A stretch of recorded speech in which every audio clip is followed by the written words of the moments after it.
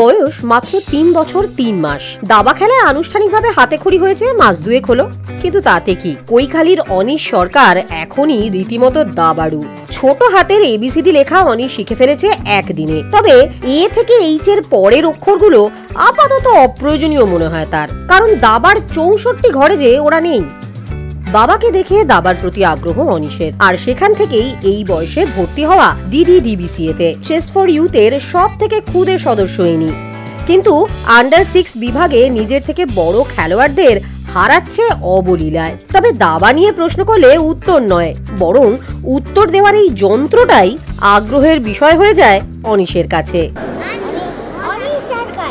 Anise সরকার, তোমার বাড়িতে তোমার বাড়িতে কেউ আর দাবা খেলে? Yes. Who? কে খেলে?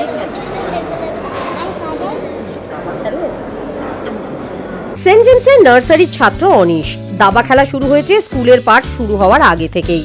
এই বয়সে ওকে নিয়ে ভবিষ্যৎবাণী করা যায় না, এটা ঠিক। তবে এই বয়সে ওর দাবার প্রতি এই ভালোবাসা যে দাবায় অন্যদের থেকে ওকে অনেকটা এগিয়ে রাখছে তা বলার অপেক্ষা রাখে না।